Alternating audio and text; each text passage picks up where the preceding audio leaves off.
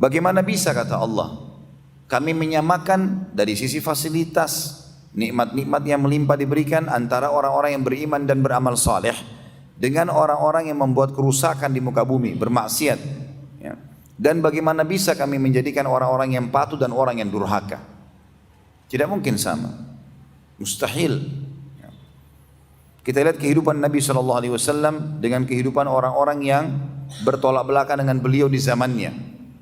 Nabi SAW bahagia dalam rumah tangganya, bisa menjadi ayah yang terbaik, suami yang terbaik, pemimpin yang terbaik, pedagang yang terbaik, semuanya kebahagiaan hidupnya. Kalaupun ada masalah sedang dihadapi, bisa mendapatkan solusi yang terbaik. Bedakan dengan lawan-lawannya seperti Abu Jahal, Abu Lahab, mereka kaya raya waktu di Mekah. Tapi bagaimana kehidupannya? Abu Lahab mati dalam kondisi seluruh tubuhnya membengkak, membusuk, sampai anak-anaknya tidak ada yang mau menguburkan. Cuma dilemparin dengan batu dalam kamar tidurnya, kemudian ditinggalkan karena busuknya.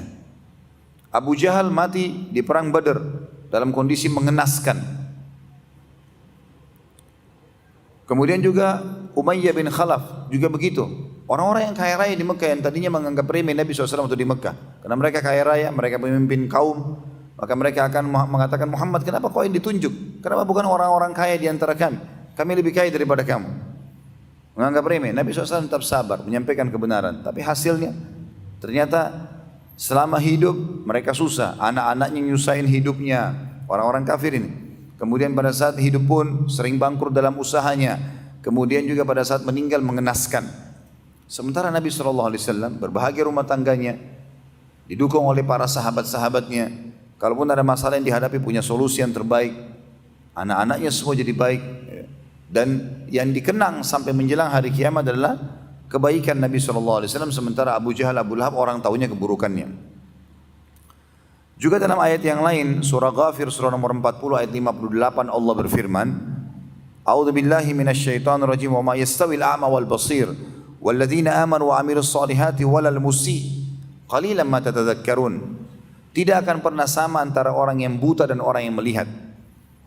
Orang yang buta, teman-teman, aktivitasnya terhambat.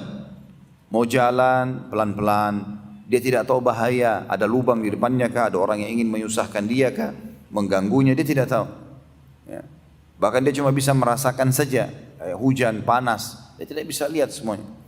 Kalau dia mau beli buah-buahan, dia cuma menebak, oh ini apel, oh ini anggur, dia tidak tahu warnanya, dia tidak lihat. Kata Allah, tidak akan sama antara orang buta dan orang melihat. Orang melihat lebih cepat aktivitasnya, tahu membedakan warna-warna, bisa memilih. Kata Allah, demikian pula tidak akan sama antara orang yang beriman dan beramal saleh dengan orang yang durhaka atau maksiat. Tapi sayang, sangat sedikit kalian memikirkan masalah itu.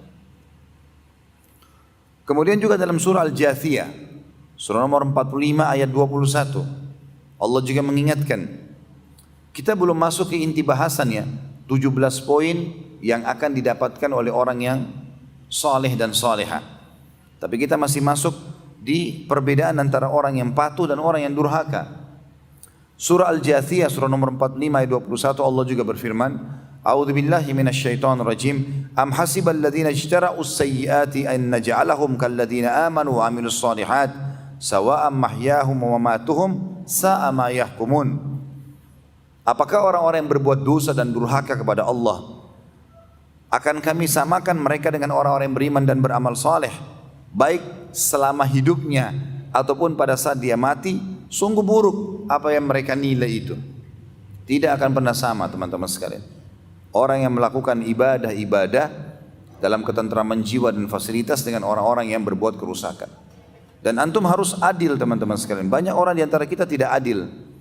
Tidak adilnya maksudnya, mereka pada saat mau menilai, misal keadaan dia yang ekonominya pas-pasan, dia mempertemukan dengan orang kafir di sebelah rumahnya yang mobilnya Mercy. Ini tidak adil namanya. Kalau antum mau lihat bagaimana luar biasa fasilitas Allah pada diri kita, maka lihat orang yang sepadan dengan kita. Lihat orang kafir juga yang susah hidupnya seperti kita. Kita akan temukan nanti perbedaannya. Sebagaimana kita pertemukan antara kafir yang kaya dengan muslim yang kaya. Beda sekali fasilitasnya.